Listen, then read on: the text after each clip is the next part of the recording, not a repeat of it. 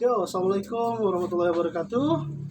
Ah, Kembali lagi bersama saya Denny Bintoro di channel Arden Farm, ya, di mana channel ini akan berbagi tips mengenai kelinci dan cara perawatannya seperti apa. Nah, teman-teman, hari ini kita akan bahas bagaimana sih cara untuk membantu persalinan kelinci yang mungkin susah dalam melahirkan atau mengalami kesulitan dalam melahirkan. Nah, gitu. Nah, teman-teman, sebelum nanti saya jelaskan, silahkan di like dan di subscribe channel ini supaya semakin berkembang. Nah, teman-teman, ini tadi saya sebelum kita bahas ini saya akan menceritakan dulu sedikit bahwa ini tadi kebetulan ada ada kelinci kami di kandang kami yang mungkin dia dalam proses persalinan atau beranak, namun beranaknya itu mungkin karena stres karena dia adalah kelinci pindahan, jadi kurang bagus. Dia baru melahirkan satu dan dia tidak merontokkan bulu, dan mungkin biasanya sih dia akan nyusul anak yang berikutnya, tapi kalau sudah begitu biasanya akan sulit sekali, dan kemungkinan dia hormonnya kurang. Nah, maka nanti kita akan bahas caranya seperti apa. Nah, teman-teman, di sini saya sudah menyediakan bahan-bahan yang kita perlukan untuk membantu persalinan si kelinci itu, ya. Di sini saya sudah menyediakan ini namanya obat-obatnya, ya. Ini obatnya.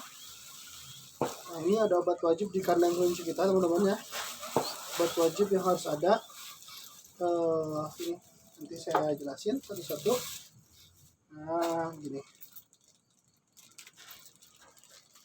Kami punya ini antibiotik, ya. Antibiotiknya saya tidak akan menjelaskan karena ini untuk berikutnya, ya. Antibiotik berikut dengan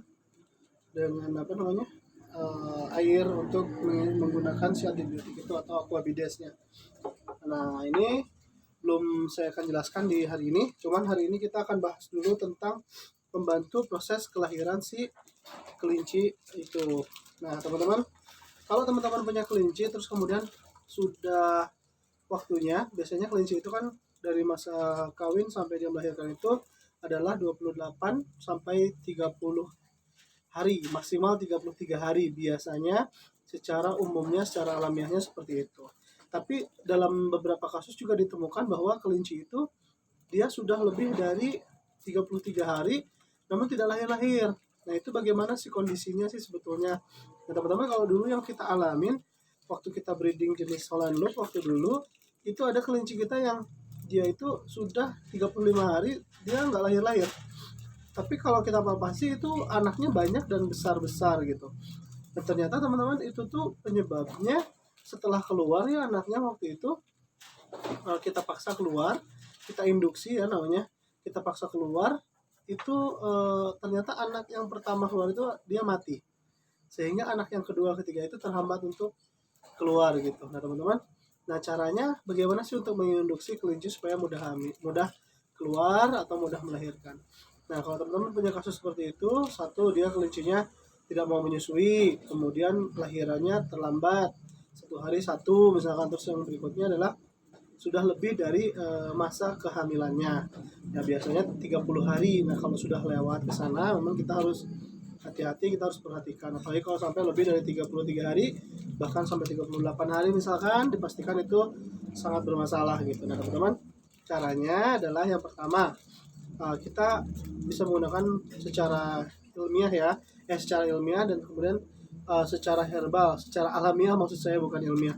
Secara alamiah itu kita bisa menggunakan daun pepaya, ya, daun pepaya, terus kemudian pepaya muda atau pepaya yang sudah matang kita rutin kasih, itu akan memudahkan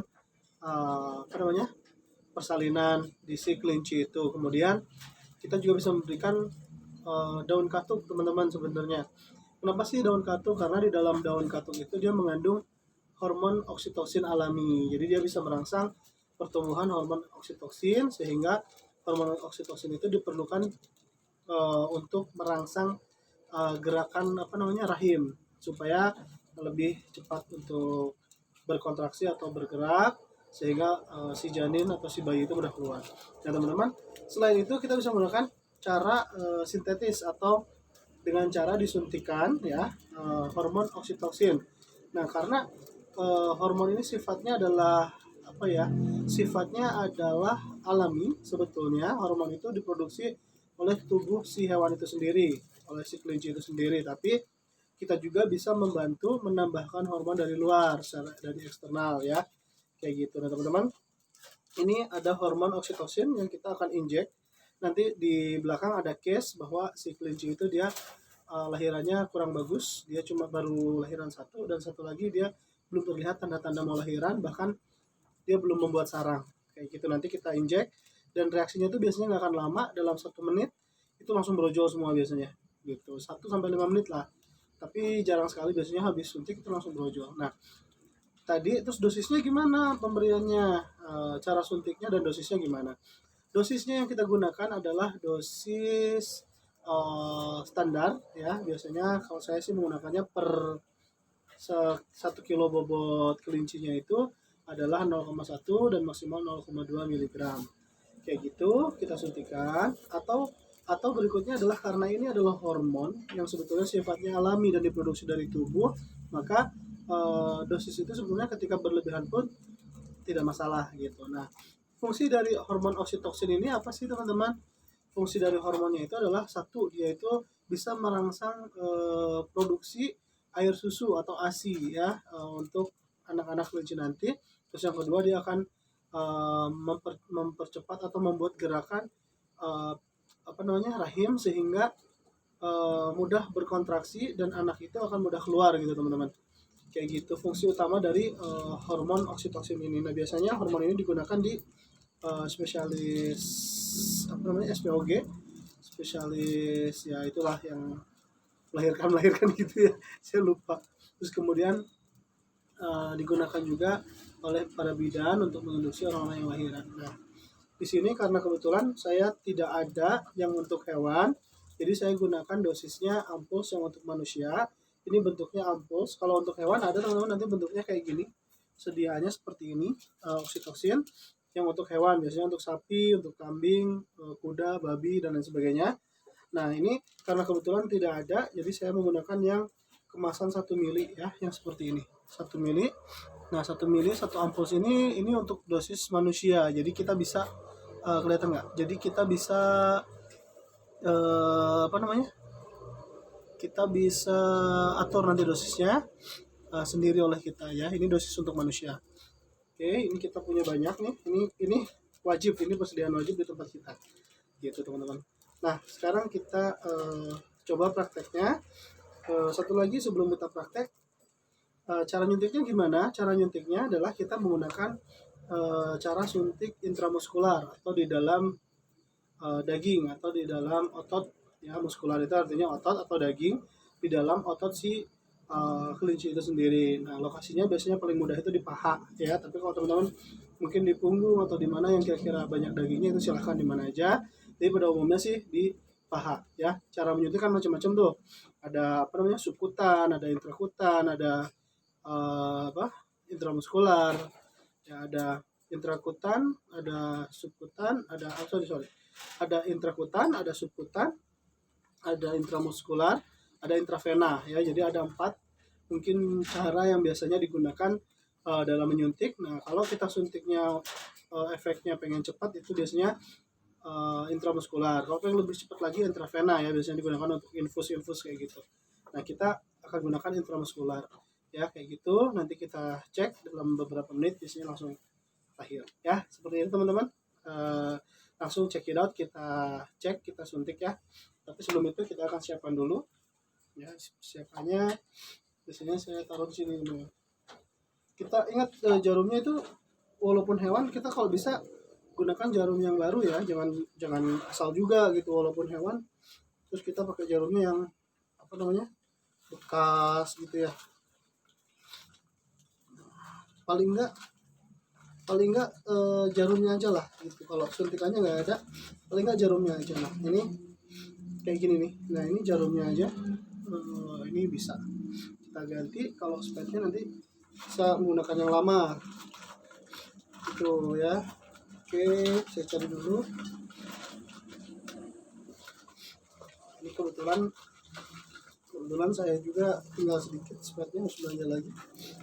ini ada yang masih utuh nih. Nah ini kebetulan ada yang utuh ya teman-teman ya, ada yang utuh nih, masih utuh, masih belum dibuka.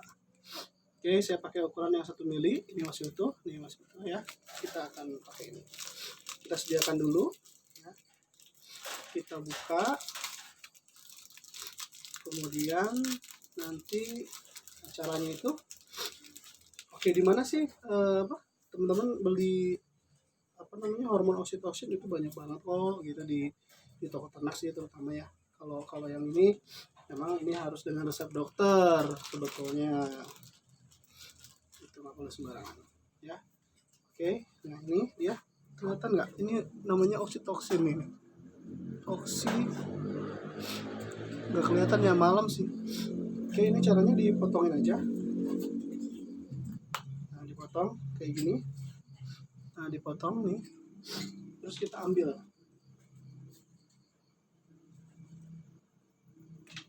Nah, terus kita ambil. Kita ambil. Jadi teman-teman kalau misalkan butuh, terus susah mendapatkan hormon ini, bisa menghubungi saya ya. Terus nah kita ambil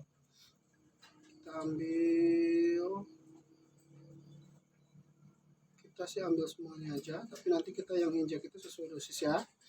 Kita ambil, kemudian ingat teman-teman, dalam menyuntik itu tidak boleh ada udara di dalam si suntikan itu sendiri ya, karena dia akan menyebabkan emboli atau udara di dalam darah. Nah itu dia bisa menyebabkan kematian. Nah, kayak gitu, seperti ini ya. Baru kita suntikan ya, kita suntik di kandang aja. Nah teman-teman, mungkin untuk proses nyuntiknya, karena saya nggak ada orang lagi untuk bantu pegang kamera, jadi nanti saya skip dulu. Nanti kita belajar di sesi berikutnya untuk cara menyuntiknya ya gitu. Nah sekarang paling saya kasih tahu bahwa ini cara menyuntiknya adalah intramuskular atau di dalam otot atau di dalam daging, kayak gitu ya. Oke, nanti setelah saya suntik baru kita lihat reaksinya ya. Oke, sip, kayak gitu.